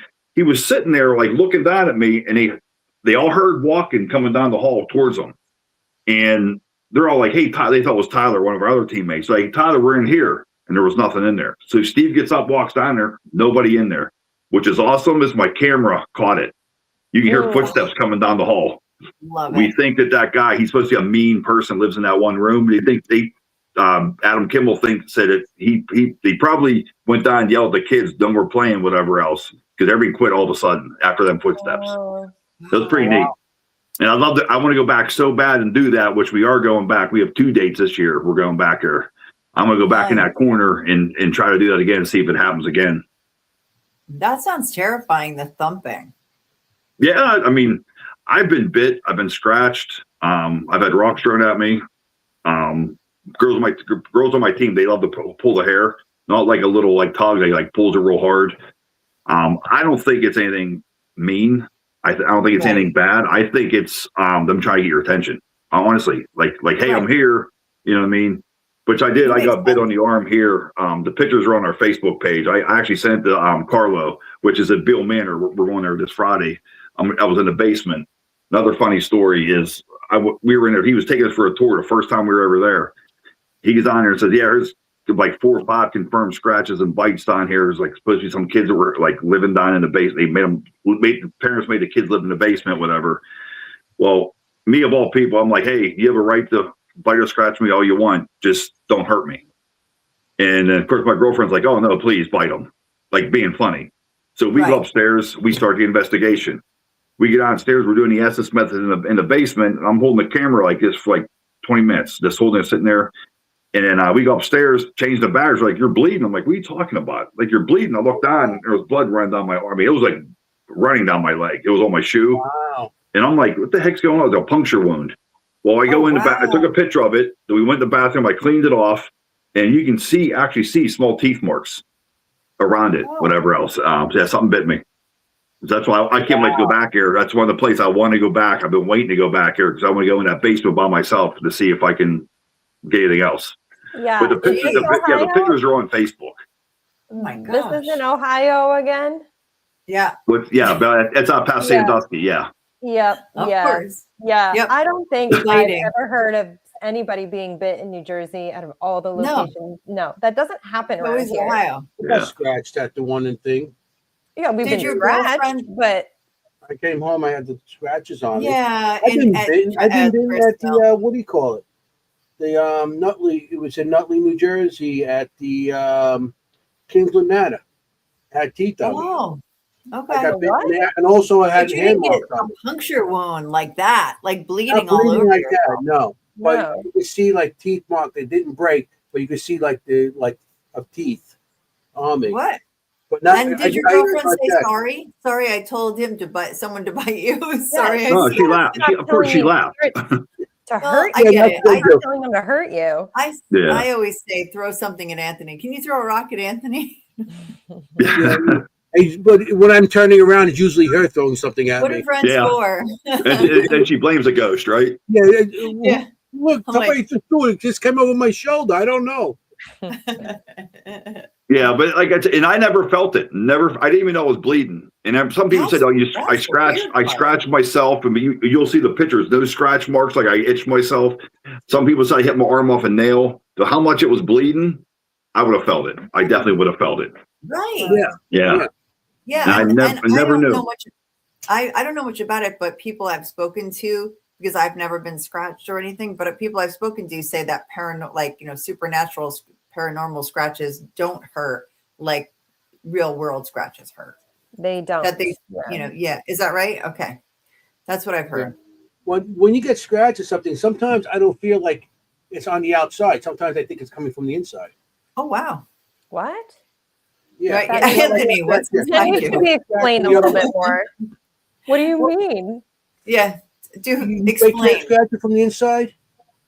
Your arm gets cold. Yeah. Oh my God. All of a sudden, it's coming out. You don't have these scratches. I mean, remember this. They don't got no physical body. They could put their hand through you, can't they? Yeah. They go possess you too. So I feel that they actually go in and scratch from the inside out. Oh my God. Wow. Yeah. I never even thought of it that way. They don't get the blood as much too. No. What do you think, Tim?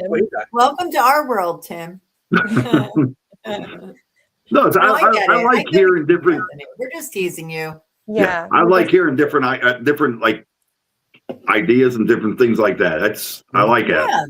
Yeah, Anthony is so good with that. Like when they scratch from the inside out, you don't get the blood. Like he got scratched from the outside. That's why you get all that blood. For some reason, when they scratch from the inside out, you don't see that much blood. Oh, that makes sense. You might get the scratch marks, but you just see like the raising of the marks. Yes. Right, it raises from inside. That I have seen. Mm-hmm. Like it just starts as nothing, and then I've been scratched. Like you, Tim, do you agree? Do you agree with Jenny that when you've been scratched, it feels different than a real world scratch? You asking me? Yeah. I was clearly because you didn't feel it. He didn't feel it. I didn't feel anything. Yeah, I didn't feel it until they told me. And I looked down. I'm like, oh, geez, I looked down at my shoe. There was blood on my shoe and everything. But I got scratched on my leg, in the back of my leg. I was just walking down these steps, and then next time it started burning really bad. Yeah, that's what I. And I'm like, oh, I looked down. There was one line, like it was probably 2 inches long, whatever else. And but did I get scratched on something? And like the sweat went in there, like, you know what I mean, and make it start burning. I don't know. So one thing about me is if I'm not 100% sure, I really don't bring it up much. Like when I watch my videos of all my places, if I'm not 100% sure that was a voice, I just pass it up. I keep going. Yep. I want to be 100% sure. I agree with that. Yeah. I 100% agree with that. I always like to, when I get like evidence stuff, pass it amongst the people that I know that would hear something, and you know, I give it to them without saying, "Here, just listen to this," and see what they get. You know, if they get the same thing I hear or something else, or maybe it's just like, you know, I mean, I've been on investigation and I did a review after the investigation, and I kept on hearing screaming on like I'm like, this is crazy. I heard screaming. And then I'm watching on my video, somebody's walking by with sneakers on, and they were dragging their feet, and the screech, you know how the scuff, when you hit scuff with your sneakers, it sounded like a scream. Because I seen them, it was like, and I'm like, holy shit. I never thought that. Yeah. You know, and I caught it on camera. So, you know, when you listen to things, sometimes that's why I'm a video guy. I like videos. You know, I like videos because on the video you can see and hear at the same time. You got both worlds there. You can do EVPs on it and then the camera. And you know, that's where you catch, like you hear something and you see somebody whispering. I just caught it on camera. Okay, it's debunked. It's not true. I love that. Yeah, you know, that's why I love that. Both worlds. I mean, I might not get nothing moving. I might just get EVPs, but I can see, is anybody in that room? And I always put my camera in a spot in a room where it covers the whole room, where nobody could come up behind. You know, and only in hallways sometimes you might have that, but if you're in a room, you put it in the room, you put it in a corner that just takes everything, and then you can hear there's something going on there. So that's what that's why I'm a video person. So smart. I wear my body camera when I do EVP sessions because then I can see people's mouths, right? So many times I'll get like the clearest EVP. I was with our friend Richard, and someone said, Richard. And I thought, well, that's one of us. Like, that's got to be one of us. It's so clear and so loud. And then you play back your body camera and you see everybody's mouth like not moving, you know, at the end of the sentence. And it's like, okay, there you go. But I love having that video and audio to compare. I totally agree with you, Anthony. Sorry, we left you out of that there, Tim. What do you think? Yeah, well, no, you're 100% right on that. Like I tell my team all the time, I'm like, do not whisper. That drives me nuts. When people whisper, you know what I mean, then you pick it up on you and you think you have something. So if we're sitting there and someone's whispering, like, I'll say out loud because my cameras are around, I'll be like, somebody's whispering, you know, someone's stomach's growling, a car went by. I always say out loud what's going on so I don't get other stuff. Yeah, you know? Of course. But it's annoying. Agreed. Oh, yeah. It's like a whispering drives me nuts. Like, my team, I mean, it's when they whisper, it just because I pick it up and you're like, oh my gosh, I got something great. You're like, no, that was such and such. Or I've had Kim help me debunk one thing that I thought was laughing, and it turned out I think that you felt that it was probably an animal. Yeah. And Kim's a veterinarian, so that helps a lot. Oh, okay. Yeah, she knows how animals sound. But interesting, that was in the area where you just captured that shadow. That was in that same area, wasn't it? True. Yes, it was. That laughing sounded like laughing to me, like a kid laughing, but we think it was a fox. Yeah, right? it was. I don't think it was. I mean, who knows? I don't. It's just what it sounds like to me. But it helps to have an animal expert. Yeah. Yeah. It always helps, have somebody. sure. Like you Yes, said having, before, well, you brought up local people in the field. That's part of it. They all have something to add to it. right, exactly, like how Jenny started with it. Yeah. Yeah. Right. Like Anthony's a retired electrician, bingo card. We talk about that every week too, because that helps a great deal. Do you have a Holy Grail location that you'd like to go to in the world? Anywhere in the world? Bucket list, something. There's actually a few. I'd like to go to the Stanley Hotel. I'd like to go to Arizona. My girlfriend wants to take me to Arizona, like the Tombstone and stuff like that. Yep. Because she lived down there for a couple of years, and she said it's amazing down there. So I'd probably be Arizona, probably be the place I want to go. There's so many different places down there. There you go. Yeah. But eventually, I hope that I get down there. That's doable. The Stanley Hotel, that's in Colorado, right? Colorado, yes. That's okay. So I've actually Estes Park, Colorado. Estes Park. This is how bad this is. I've been to Estes Park, and I went to a rodeo, and I didn't even know that was that hotel. If I had known that was the place of the hotel, kidding? I would have absolutely gone.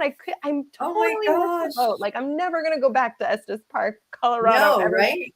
But when you do, Tim, when you go, it's beautiful. Absolutely stunning. Yeah. I hope you get to go. Live I hope so too. Yeah. But I'll be able to retire in a couple of years, so I'm going to do a lot. There you go. There. You can. I mean, those are doable. It's not like you're saying, something in Romania that's a little harder to get to. Some out of the way castle in Romania. That makes it a little difficult because I'm afraid to fly.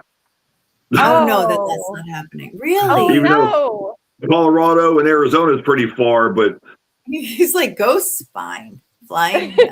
Yeah. Flying is bad. It's a flying thing. No. Well, guys at work laugh at me because I go ghost hunting, but at work, I don't like dealing with deceased people. You know what I mean? And they're like, well, what's the big deal? I'm like, it doesn't matter. I don't know. It's just a thing in my head. That's fair. I want to chase ghosts all night, but when something bad, I can't do it. Yeah. I understand that. That's up close and personal for sure. Yeah. But I'd be there with some kind of meter. It's like, Anthony. What? Not a K2 meter, not in Gettysburg. No, not a K2. I don't want to get arrested. It's so funny. You got a K2. Get him. That's funny. SWAT out, and he has a K2 in his hands. Drop the K2. Drop the K2. I know they take it serious, so I ain't going to screw with them.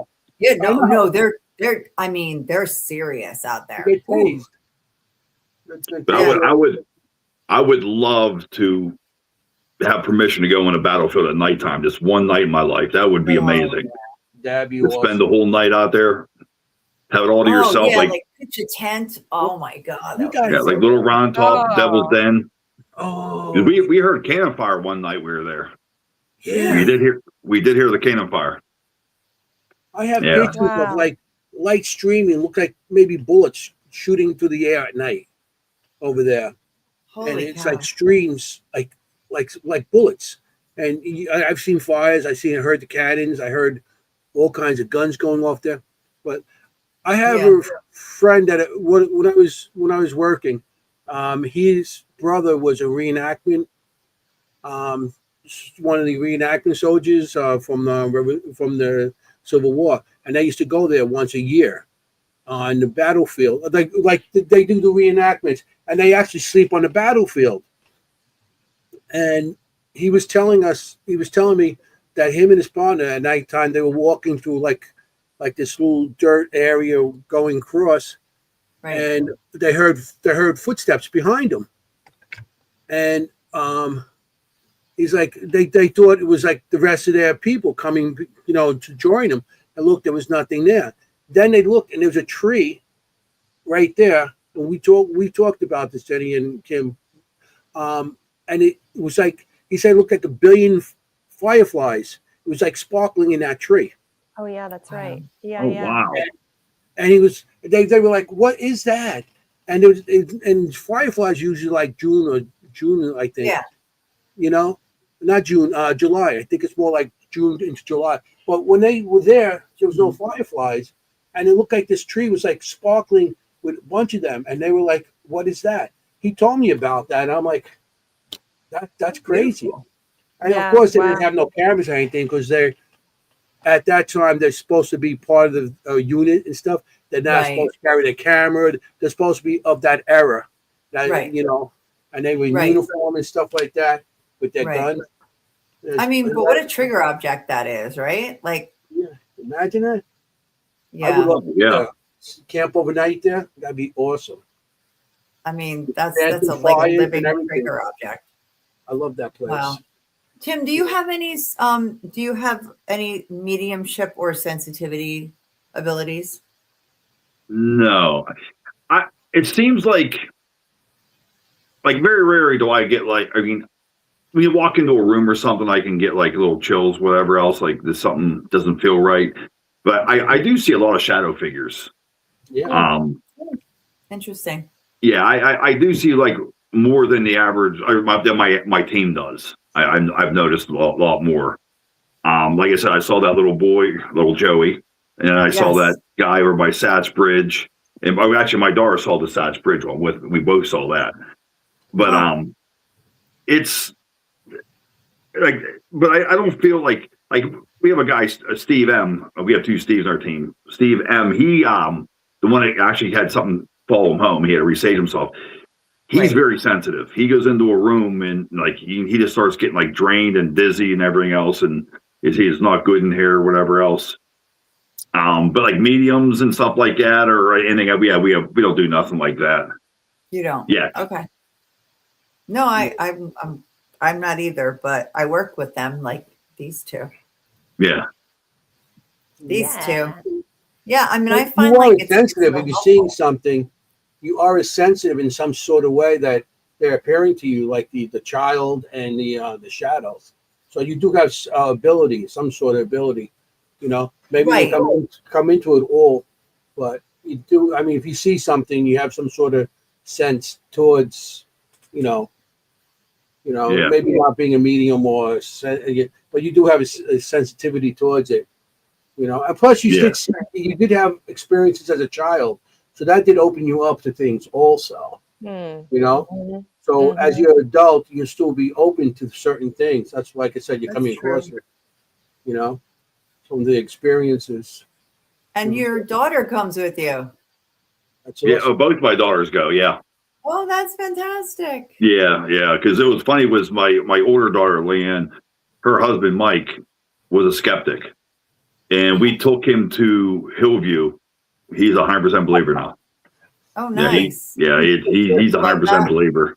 You did he's really into it. But I had one incident with a medium which really got my attention. I wanted to tell you guys. It was actually during the Pear Jam. We stayed at the Balladary Inn. It's on the battlefield. And we stayed there with BAM Paranormal. They're from Cleveland area. And they're good people. They have a medium with them. And they were actually vending at the show too. And we were downstairs because they let us do investigate, and we were downstairs in the one room we were in. We were all sitting in was the room where the cots and that were, and then the room right next to us is where there was actually an actual real blood spot. They had it tested and everything else that Ray used to cut the legs and the arms off. It was like the surgery room. Yeah. We were all sitting in the one room. And the lady, she's a medium, she starts saying, I'm hearing a lady singing. And she starts singing like what the lady's singing. And she's like this, and she was in something about the little boys. And as soon as she quit, in the other room, we heard whistling the same tune as her. You know what I mean? We all started like, God. oh my gosh, and then quit. Yeah. Cool. Yeah, that was really neat amazing. because That is awesome. yeah, it actually like it like da da da da, and then all of a sudden you hear a whistle. You know what I mean? It was actually really neat. We all heard it too. Good. Nice. So good. I love that. I love that. Yeah, it was interesting. That's really cool. It is. Really cool. Yeah, if you work with a really good one like these two, like, you know, like that I trust completely, it's definitely helpful to me. More Kimm than me. Well, that Kimm's all right. that lady doing that, singing the song and humming, then she said she heard the word something about the little boy, and all of a sudden the whistling was the same like tune. I'm like, this lady's 100%. 100%. That's incredible. Yeah. There's nobody in that room because them old buildings, and you step and you walk, it just creaks and cracks and everything else. There was nobody in there. What was the name of the team you said in Cleveland? From Cleveland. BAM, BAM, Paranormal. BAM. Bam. Okay. Yeah, they're good people. Yeah, they're good people. I met them like doing vending and stuff like that, and we keep in touch and stuff. I remember I met a guy years ago. He was BAM, but that was Alabama, the BAM boys. Oh. Okay, yeah, this is someone. Who's in it? Anyone who I might recognize the name? The BAM boys? No, they were in a show called Southern Paranormal. You know, I mean, in BAM Paranormal. I forgot the guy's name. Jonathan something. They're Are you? I'm sorry. You asking me? yeah. Or are you asking him about his BAM? You're asking me? Oh, your BAM in Cleveland. Your BAM, not my BAM. Ask He him wants for to hear a friend about your again. BAM. That's funny. I'm like, I need BAM some who? Cleveland info. BAM it. Okay, my BAM Paranormal I'm talking about is like it's like actually her and her sons and everything else, and the son's name's Brian. The main lady's name is Donna. I don't know their last name. I don't know that. What I'm bad with names, but That's okay. yeah, but they're really That's good okay, people. okay. Cleveland's having a Paracon this year, and I'm going up there. She asked if I was going. I'm going to meet her up or meet them up there, or whatever else. Yeah, they're having a little paranormal convention up there. It's their first one. So I'll see her up there, and I'm sure she'll probably be. BAM Paranormal will probably be at the Gettysburg Battlefield Bash. Oh, Okay, perfect. Yeah, great. Yeah. But you could get me in touch if I needed to. Oh yeah. Perfect. Always look Great. for good So guests. in terms of Paracons, what else do you have coming up? We're doing Penhurst Paracon. That's a weekend long. It's my grandson's second birthday. I can't go. Oh, that place is so nice. This might be the last year. We're Yeah, gonna I go. know. We're going to investigate April 3rd. We've got an investigation going on there. We're actually going to go with private At Penhurst. investigation. Anthony. Oh, really? Okay, that's because they're talking. It might be gone next year. They I might. keep hearing that, and then I keep hearing that that's a rumor, and then I keep hearing it, and I hear it's a rumor. I hope it's a rumor because that place is amazing. There's a lot of history and a lot of. It's less than a month away, Anthony. Yeah, and then we're going. I do the sci-fi convention. Cool. They get that's more of just to get our name out. It's in Altoona, PA, and they get like over the weekend, Friday, Saturday, and Sunday. They probably get like 10,000 people walking through there. Whoa. It's huge, and then they have like people dress up in like cosplay and stuff like that. Yeah. And they have like people that sign like autographs and get your picture taken with like people like I think this year against Twilight. Some people from Twilight. Oh, yeah, they're gonna be there. Movie, the book? Okay. What's that? Like the book, the movie? Yeah, the movie. Yeah. All the actual actors are going to be there. When is that? That's in June. I think it's in June. In June? Yeah, my date book's in the other room, but I think that's in June. But it's actually, it's actually really neat there. With that, because I'm always interested in other things. Because I'm doing a fairy festival that's going to be in Massachusetts. I got to talk to you about that, Kim. And I'm going to be a speaker there. Also, I'm doing other stuff like outside the paranormal to show my pictures, horror and everything else. So I think we should the genres. that's a great idea to do sci-fi. You know? I think Yeah. that's great. Sci-fi is very cool. I like sci-fi. Yeah. 100%.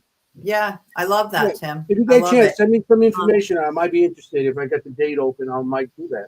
Okay. Sooner. Yeah, absolutely. Because it's actually, I mean, there's a lot of people, a lot of like neat stuff there. And what's funny is we're like the only paranormal team. Because I emailed them last year. This will be our third time going, and they do it twice a year, spring and fall. Wow. And I said, would a paranormal team fit in here? They said absolutely, because people always ask about it. So that's why we go. Like I said, I mean, you guys seen some of you guys seen everything. We sell everything from hoodies to t-shirts to glassware. We sell all kinds of different stuff. Because all paranormal, I'm just trying to make some extra money to buy batteries and stuff like that. Because stuff gets expensive. Yeah. And so I get it cheap, sell for a few extra bucks. And but everybody sells like coffee mugs, hats, and stuff like that. So we went all out. We have like jar openers, sanitizer holders. We have like different odd stuff that we put our logo and that on, which people really like. Yeah, for sure. So we take it out there, and I said we get a lot of people, and just a lot of people talking to us. And what's really nice too is I realized we just started vending 3 years ago. Is people come up to us and they're like, "Can I talk to you?" And I said, "Yeah, what's up? This happened to me," and blah blah blah. And I'll sit there and talk to them, and they'll be like, they're afraid to talk to somebody else because people are gonna think they're crazy. So like, it's so nice to find somebody we can talk to about the stuff that understands us and everything else, because it's like they're afraid that the paying members or friends are like, "We need to solve something. You're crazy, man. What are you smoking or what are you drinking or whatever else?" But it does give a lot of people big relief. It really does. Sure. Vision some sort of closure that they're not crazy. Yes. I know what you're talking about because I've been doing Paracons for like the last 10 years or so, and I know what you're talking about. When they come up to you and they just tell you, and it gets off their chest. Even on the job, I worked at the Javits Center. I worked downtown Manhattan. I worked I was part of the electrical teams that put up the towers back, Tower 1, Tower 2, and stuff like that. But people on the job find out that what I do, and they'll make fun of me for when I'm doing it. But then when I'm alone with them talking, they come up to me and say, my grandmother came to me as a child and touched my foot as I was asleep, and they always have the best stories. Right. So you're right with that when they come in and talk to you about it. I love that. Yeah. They feel comfortable. They feel comfortable doing it. And what you're doing, you're like a therapist. You're taking the weight off their chest because somebody's actually believing them. Yeah. So that's when they do that, Where did you say that is? Altoona? Which one? The sci-fi? Yeah. Yeah, it's at the Blair County Convention Center in Altoona, PA. Okay. And it's in June. Yeah, I'm pretty sure it's in June. I'm like Googling it now too, Jenny. I'm like, oh, cool. Let's check this out. Yeah, that's interesting to me. Yeah, it says June 12th to 14th. That's when it is. Yes. Nice. Cool. Okay. It's a Friday, Saturday, Sunday. Yes. Oh my God. And there got to be a couple hundred vendors of all different types of stuff. Oh my gosh, you're right. So many from Twilight. Yeah. Really? There's a couple. Oh, no. You're Twilight person, my wife a freak. Yeah. There's other actors there too. It's cool. Okay, cool. I'm writing it on the calendar. A little more niche place for the paranormal to go. I love that. Yeah. We were just thinking about like different ways that we could get out there and have the paranormal other than just the paranormal convention. So that's a great idea. Because I've been going with the horror also. I did Maine last year. That was paranormal and horror. And and this year I got the fairy. The fairies. That's so cool. Yeah, they contacted me and they wanted me to show my art there. I can't wait. I mean, that's awesome. Yeah. Matter of fact, Kim, you're gonna like it because they're gonna afterwards. Andrew and the woman in charge is gonna give a tour, and they're gonna look for fairies. They got locations where they got with fairies. I know you're in. I said, Tim, have you ever seen orbs at locations or any lights that your team can't explain? Orbs are very, very hard. I seen one in my life, actually last year. Believe it or not, it's in Gettysburg on the Eisenhower Bridge. You guys know where the Eisenhower Bridge is? Yep. I've never been to that one. They call it the Suicide Bridge or the Eisenhower Bridge. No, okay, that's not on the battlefield then. No, it's right up the street from the Satch Bridge. And it's the same thing, it's dark. It's all like the path that path, you walk that path in the road, it'll take right to the other one. Where the Eisenhower mansion is. Right. If you're leaving the battlefield and you pass the Eisenhower mansion on the left, the very next road, you turn left, and it's like 100 yards down the road.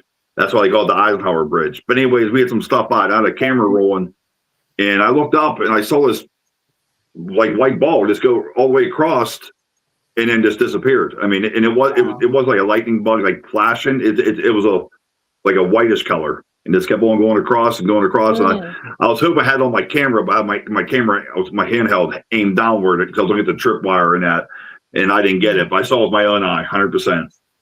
Do you make tripwires? Do you make tripwires also? No, I got mine. Yeah. Okay. I'm doing the music boxes, and I think my next one's going to be making little like Boo Bear type things, little teddy bears and stuff like that. Yeah, I think that's going to be my next one. A lot of new people getting into the Boo Bears and stuff because they're good trigger objects. Yeah. You know what I mean? That's why I get all my dolls. Kim doesn't like any of my dolls.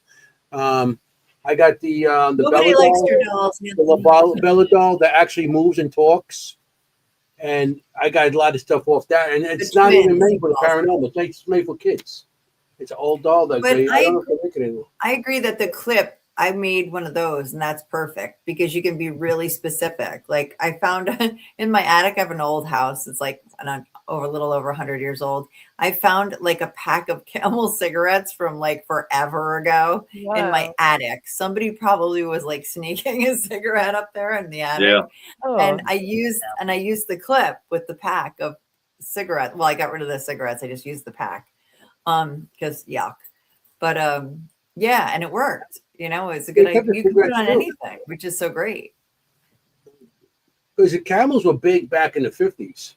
Yeah, that's probably when it was. Yeah, I found a lot of things from the attic. I think somebody went up there a lot. My father used to smoke them years ago, and then he got into like the filter ones. Yeah. Camel were very big during the 50s. Yeah, but so you can use the clip. So what you said you sell, I know I can't believe it's already like almost 10 o'clock. You said you sell on Etsy. We got to start getting into your info. Yeah. Oh yeah. I'm on Etsy. That's where you have like my equipment I sell. Where can people find you on Etsy? I shop on Etsy all the time, but a couple people in the chat had said they were interested in your boxes. So. Mm-hmm. Oh, okay. Yeah, it's Beaver CO Paranormal, Beaver County Paranormal. Okay. On Etsy. It's on our Facebook page too. If you click on it, it takes you all the way. So we're on YouTube, Instagram, TikTok, and Facebook. And then there's an Etsy page where you just click on that and it'll take you right to it. So just Beaver CO Paranormal. Yes. I'm going to put it in the chat. That's why I'm asking. Okay. And they can find you on Facebook where? We're under Beaver County Paranormal Team. And that's we are on there is where you can go and there they have other links you can go to take you to our Facebook or take you to our Instagram, YouTube, and TikTok pages. Mm-hmm. And like I said, you can get on Etsy also through there. Do you do private investigations or just team ones at public locations? We do a lot of private. We're starting to do public, like twice a year. There's a place down here in Ambridge, PA. It's called Old Economy Village. It's from the Harmonite days, like the 1700s and everything. Ooh. Now I've been talking to them about. I said, you want to make some money? Open up for paranormal investigating. It's old. Right. It's all fenced in. There's like 14 buildings. Well, she had a talk. So the director had to talk to a lot of people, and the new director finally got the green light. And what I do is like we do it twice a year in the spring and in October. Mm-hmm. They sell tickets. I don't take none of the money. I'm helping them raise money because trying to get like federal and state grants for that down there because it's a historical landmark. Yeah, it's really hard for them. So I let them make the money and everything else. The only thing I do is I take my team down. I do sell some of my stuff there. That's how I make my money. We do like a 15-minute talk, whatever else. I explain them what's going on. Then my team goes out and spreads out and goes and investigates. And people can come and go investigate with them, or they go on their own and investigate. Sometimes we get between like 100 and 150 people each time, which is really nice. That's a we are public investigation. Nice. What's that?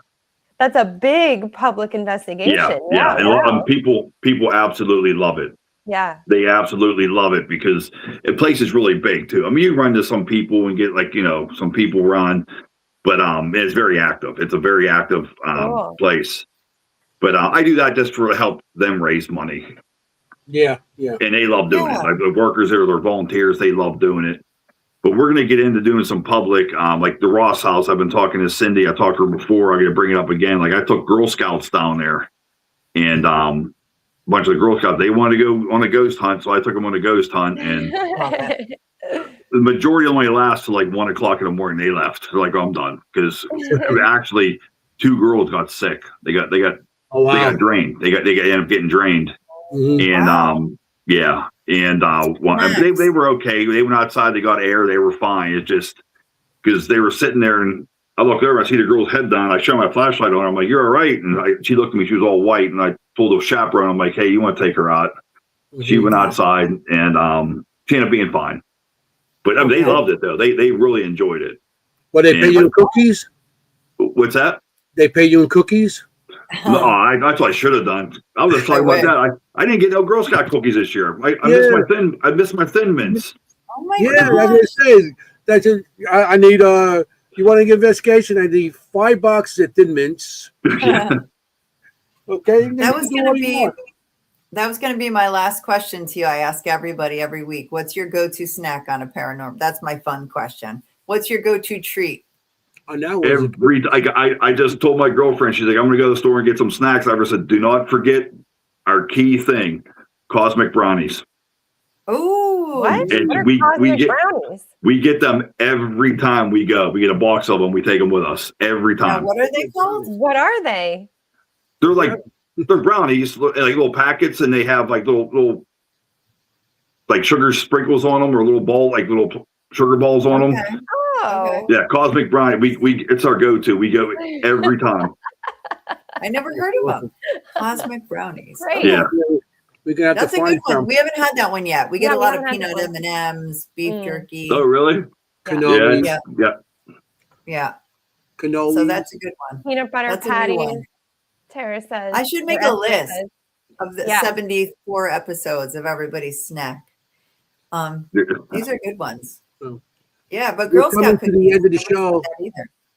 I know that went so fast. Coming to the end of the show. It did go fast. It really did. You're a great guest. Thank you for coming. I appreciate you guys having me on here, and nice seeing you two again. And if you guys do go to the sci-fi though, look for us. Of course. Yeah. I mean, it's like I said, because we're staying right at the hotel, like right at the convention center. It's really nice. We just wake up, do breakfast, and we walk right down the hall to the place. And we're there. We get there Thursday because we set up Thursday, and we go Friday, Saturday, Sunday. We tear down Sunday, and we come home Monday. Yeah. Oh, that's a long weekend. Yeah. Yeah. Yeah. Well, I mean, even the hotel information, if you could give that to us also, that might help. Okay. And if I have the date open, I'm really thinking about it because I want to get to the other genres with the pictures and stuff like that. Matter of fact, I am doing just an art show with my stuff again, like I did last year. I'm doing it again this year in April. So I just want to get into other genres, and I think we all think about that ourselves. I agree. Well, it was amazing to have you on. Yeah, thank you for being here. Thank you. I love talking about Ohio and everything. Everybody enjoyed it. Hey, anytime you guys want to talk again, let me know. Don't go where anywhere, Tim. Yeah, don't go anywhere. I'm gonna catch you after. I 59. want to get some info from you. Yeah. Yeah. Okay. Don't go anywhere. So Yeah. I want to thank everybody for showing up tonight. We had a great show. Tim, thank you for being here. We had a great time, and learned a lot. We did learn a lot from you. And I just want to thank everybody in the audience. My other host here, the ladies of the night. No. Oh God. my other, no. Too funny. Not those kind of ladies. Yeah, you guys are too classy to be lady tonight. Aww. So I want to thank everybody for being here. Ladies of the day. The ladies of the day. So, okay, I just want to let everybody know that if you're going to go on investigations, you got to be safe. You want to look for ghosts. You don't want to be a ghost. Forget about it. Ciao, familia. Good night, people.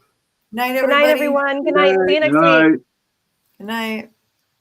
Hey, how you doing?